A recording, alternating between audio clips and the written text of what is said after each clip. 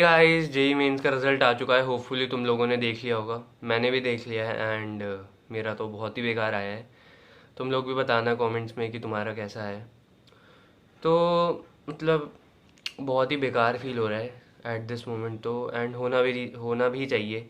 जिसने थोड़ी बहुत भी मेहनत करी है, बेकार तो फील होगा ही जब बेकार रिजल्ट आएगा। तो मैंने इस पूरी जर्नी में बहुत सारी मिस्टेक्स करी एंड एक बहुत बड़ा ब्लंडर था ऑफलाइन कोचिंग ज्वाइन करना।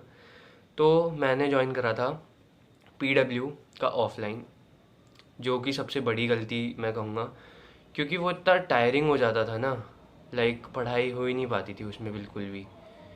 एंड या मतलब मैं अब अपनी परसेंटाइल बताता हूँ पहले तुम्हें। तो मेरी परसेंटाइल आई है 63.4, जिसमें पीडब्ल्यू का तो कोई भी हाथ नहीं है, ऑफलाइन कोचिंग का तो खासकर।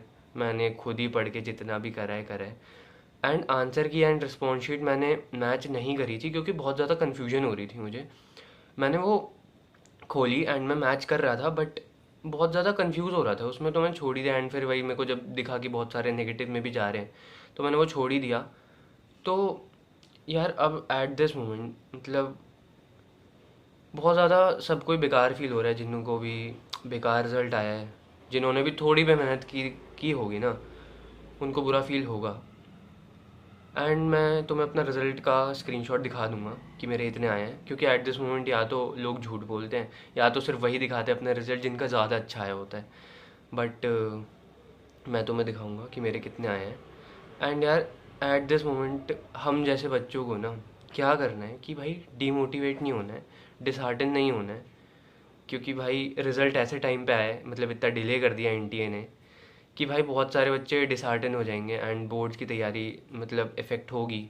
मतलब मेरी भी हो सकती थी, बट मैंने अपने आप को मेंटली इतना स्ट्रॉन्ग कर लिया है कि ठीक है, मेरे को ज़्यादा फ़र्क नहीं पड़वाने से, बट बुरा तो लग ही रहा है।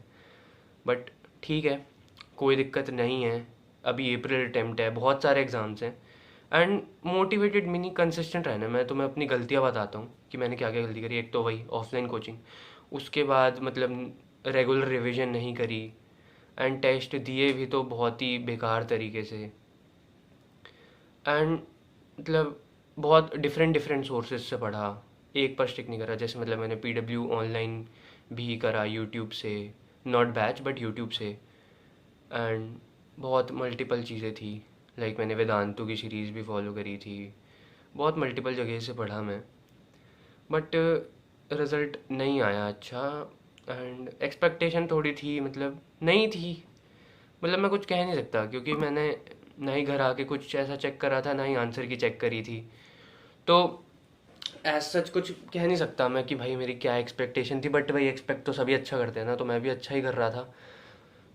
बाकी मेरे को और अच्छा करना है। एंड मैं भी बहुत 6-7 एग्ज़ाम दूंगा भी। मैंने डिसाइड कर रखे हैं मेरे को कौन से देने हैं। मैं दूंगा सीयूईटी एंड जेई मेंस का सेकंड अटेम्प्ट, तो अभी डिसाइड है। बाकी एडवांस का भी मैंने सोचा नहीं है, लेट्स सी सेकंड में कट ऑफ क्लियर होती है या नहीं। वेल करनी है कट ऑफ क्लियर।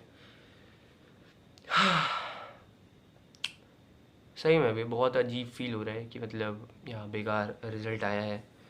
बट ठीक है, अभी मैं टोटली फोकस्ड हूँ बोर्ड्स पर, कि भाई बोर्ड्स में थोड़ा अच्छा हो जाए एंड लाइक एक एस्पेक्ट में तो अच्छे मार्क्स आए। एंड बाकी जेई का आई गेस मैं स्टार्ट करूँगा यार 12 मार्च के बाद से ही, इंग्लिश के पेपर के बाद से। एंड अभी मेरा फिज़िक्स का बोर्ड है 20 तारीख को, जिसका मेरा सिलेबस हो रखा है, कर लिया है। एंड अब बस रिवाइज़ कर रहा हूँ मैं। सैम्पल पेपर करूँगा कल परसों से। तो यही सीन है। तुम लोग भी बताना जो भी सीन है, जो भी फील कर रहे हो तुम कमेंट्स में लिख सकते हो, मैं सबको रिप्लाई करूँगा। एंड मेरी एक मेजर ये भी गलती थी कि मतलब मैं प्रिपरेशन के टाइम पे ना रिज़ल्ट के बारे में ज़्यादा सोचता था कि यार ऐसा रिज़ल्ट आ जाएगा, सबका ऐसा रिएक्शन होगा, ऐसा रिज़ल्ट आ जाएगा, सबका ऐसा रिएक्शन होगा। जैसे जैसे मैं पढ़ रहा हूँ और पढ़ते पढ़ते मैं सोच रहा हूँ कि यार मेरी 99% आ गई तो क्या रिएक्शन होगा ना सबका, कितना मज़े से आ जाएंगे। बट उसका कोई फ़ायदा नहीं है ना, मतलब। तो एक एक लाइक वो बहुत गलत चीज़ है। मतलब ये मेरी गलती है कि मैं रिज़ल्ट पर ज़्यादा फोकस था रादर देन मेहनत। मतलब मैंने करी है मेहनत, बट मैंने ये सीखा इस चीज़ से कि भाई मेहनत करो, बट रिज़ल्ट पर इतना फोकस मत करो। अगर तुम कर रहे हो मेहनत तो रिज़ल्ट आ जाएगा खुद से ही। तो अब इससे मैं यही सीख ले रहा हूँ। एंड अब मैं क्या करूँगा कि मैं बस तैयारी कर रहा हूँ बोर्ड्स की, मैं कोई एक्सपेक्टेशन नहीं लूँगा कि मेरे को 99% लाने, मेरे को 95% लाने हैं, बट मैं अपना 100% दूंगा विदाउट थिंकिंग ऑफ रिजल्ट। तो मैं यही बोलूँगा कि तुम भी यही करो कि without thinking of any result अपना 100% दो, ठीक है। एंड बिल्कुल ये मत सोचो कि मेरे पास कम टाइम है, मेरे पास ज़्यादा टाइम है। बस ये सोचो कि बस अब करना है। अब जैसे कई बच्चे, मोस्टली बच्चे अभी फिजिक्स मतलब नहीं स्टार्ट करी होगी या ज़ीरो पे होंगे या फिर जो भी है, कई बच्चे होते हैं ऐसे। तो अब एट दिस मोमेंट वो पैनिक करने लग जाते हैं कि यार कैसे कैसे होगा। बट वही बात है, पैनिक नहीं करना। तो मैं ये सोचना है कि मेरे पास जितना टाइम बचा है ना, उसे मैं कितनी अच्छे से यूटिलाइज़ कर सकता हूँ। तुम्हें बस वो सोचना है, मैं कितनी अच्छे से यूटिलाइज़ कर लूँ उस टाइम को। जैसे 3 दिन है तो भाई मैं 3 दिन का मैक्सिमम आउटपुट कैसे निकालूँ, तो मैं उस पर फोकस करना है रादर देन थिंकिंग कि यार कैसे होगा। अब जैसे मैंने सिलेबस कर रखा है एक बार, बट अब जब मैं रिवाइज कर रहा हूँ तो मेरे को भी बीच बीच में होता है कि यार कैसे होगा, सैम्पल पेपर करना है ये वो, एंड इस वजह से टाइम वेस्ट होता है सही में। बहुत ज़्यादा ओवर थिंकिंग होती है, बहुत कुछ होता है, बट ये प्रॉपर टाइम वेस्ट है। एंड देन तुम ना इससे एस्केप करने के लिए एस्केप ढूंढते हो। जैसे दोस्तों को कॉल लगा लिया या कुछ भी कर लिया जिससे तुम्हें अच्छा लगे, जिससे तुम रियलिटी एस्केप कर सको। अब जैसे मैं आज के इंसिडेंट बताता हूँ कि मेरा थोड़ा सा लेक्चर डिले हो गया, मतलब मेरा सुबह लेट उठा तो फिर मतलब वही दिन की शुरुआत अच्छी नहीं हुई। तो मैं वो सोचने लग गया यार कैसे होगा कैसे होगा, दोस्तों को कॉल करने लग गया। एंड बहुत ज़्यादा लाइक अजीब सा होने लग गया कि यार अब कैसे होगा, अब तो मेरा बैकलॉग बन गया, ये हो गया वो हो गया, क्या मेरे कितने मार्क्स आएंगे बोर्ड्स में, मेरे 75% से भी कम ना रह जाएं, ये सब सोचने लग गया। बट भाई एक अंदर से आवाज़ आती कि भाई नहीं, अगर मैं यही सोचते रहूँगा तो मैं तो ये 3 दिन भी वेस्ट कर दूंगा। वही बात है, फिर तो सैम्पल पेपर एक भी नहीं कर पाऊंगा मैं, जिसके बारे में इतना ओवर थिंक कर रहा हूँ वो तो एक भी सैम्पल पेपर नहीं कर पाऊंगा मैं फिर, तो उसका कोई फ़ायदा नहीं। तो मैंने फिर सब छोड़ के अपना पढ़ना चालू करा कि ठीक है मेरे को बस मेहनत करनी है, रिजल्ट का नहीं सोचना ज़्यादा। ठीक है जितने आएंगे वेल डिज़र्व्ड है, कोई दिक्कत नहीं है। एंड अपने आप पर भरोसा रखो, एंड किसी और को दिखाने के लिए मत पढ़ो, अपने खुद के लिए पढ़ो, खुद के फ्यूचर के लिए पढ़ो। मतलब जैसे मैंने घर पे अपना रिजल्ट बताया तो सबका न्यूट्रल रिएक्शन था कि ठीक है अगली बार और मेहनत करना, बट मेरे को खुद से बहुत एक्सपेक्टेशंस हैं एंड मेरे को अपनी लाइफ में अच्छा करना है। तो ये बात होनी चाहिए कि तुम्हें खुद की एक्सपेक्टेशंस होनी चाहिए, तुम्हें अपने घर पे बताने के लिए अच्छा नहीं करना कि, या फिर बहुत सारे बच्चे ऐसे होते हैं जो सिर्फ घर पे दिखाने के लिए पढ़ाई कर रहे होते हैं, अपने लिए नहीं, कि यार बस मम्मी को दिखे कि मैं पढ़ रहा हूँ, पापा को दिखे मैं पढ़ रहा हूँ, बट अपने लिए नहीं पढ़ते। तो वही बात है कि खुद के लिए पढ़ो, खुद का सोचो कि तुम्हें अपना फ्यूचर अच्छा करना है। एंड मैं ये नहीं बोल रहा कि पढ़ाई होती है सिर्फ फ्यूचर अच्छा करने के लिए, बहुत चीज़ें होती हैं, बट एट दिस मोमेंट हमें पढ़ाई पर ही फोकस करना पड़ेगा। एंड पढ़ाई एंड थोड़ा बहुत हेल्थ पर भी, जैसे मैं भी थोड़ा बहुत वर्कआउट कर लेता हूँ, अभी तो मैं भी छोड़ दिया है 2-3 दिन से, बट मैं कर लूँगा 2-3 दिन में एक बार। I try to do it, क्योंकि फिजिकल हेल्थ तो है इंपॉर्टेंट, हेल्थ तो सबसे ज़्यादा इंपॉर्टेंट है ही। एंड या मतलब ठीक है, बुरा फील होना तो जेन्युइन है, एंड नहीं हो रहा तो थोड़ी दिक्कत है, क्योंकि बुरा उन्हें फील नहीं होगा जिन्होंने मेहनत नहीं करी। अगर हमने करी एंड नहीं हुआ अच्छा तो कोई नहीं, अगली बार हम अच्छा करने का पूरा ट्राई करेंगे। यही बात है बस। एंड मैं अपनी जर्नी पूरी रिकॉर्ड करूँगा कि मैं क्या कर रहा हूँ, कैसे कर रहा हूँ, एंड जो मेरे को यूज़फुल लगेगा वो मैं तुम्हें भी बताऊँगा कि कौन से एग्ज़ाम देने चाहिए। एंड मैं भी एक एवरेज बच्चा ही हूँ तुम्हारी तरह, मैं कोई टॉपर नहीं हूँ, तो you will relate with me कि हाँ भाई मैं तुम्हारे साथ हूँ, हम सारे एक ही नाव में सवार हैं। बट ठीक है, अच्छा करना है, अब बोर्ड्स की तैयारी करनी है, जेई तो हो गया, अब ज़्यादा ओवर थिंकिंग नहीं करनी है, बस ओवर थिंकिंग एलिमिनेट करनी है हमें।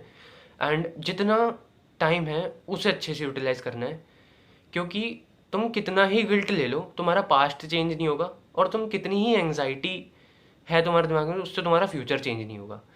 चेंज कैसे होगा? तुम्हारे एक्शन से। तुम अभी से लेकर कितनी मेहनत करते हो उससे चेंज होगा। तो पूरी बात यहीं आ जाती है एफर्ट्स पे और तुम्हारे एक्शंस पे।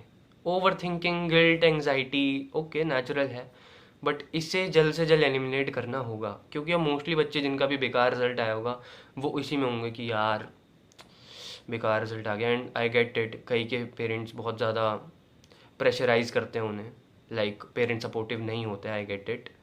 आई एम ब्लेस्ड कि मेरे पेरेंट्स अच्छे हैं, एंड होते हैं मोस्टली बच्चों के भी अच्छे होते हैं। बस वही बात है कि तुम्हें खुद के लिए करना है। अगर तुम ये सोच के पढ़ोगे कि तुम्हें किसी और के लिए करना है तो तुम नहीं कर पाओगे, बट तुम्हें खुद के लिए करना है। तुम्हें ये सोचो कि तुम्हें अपना फ्यूचर अच्छा करना है ना। तो एंड में ये सब इसीलिए बोल रहा हूँ ताकि मे भी मैं तुम्हारी हेल्प कर पाऊँ, तुम डिसहार्टन ना हो। वी नेवर नो कि मैं तुम्हारी हेल्प कर दूँ।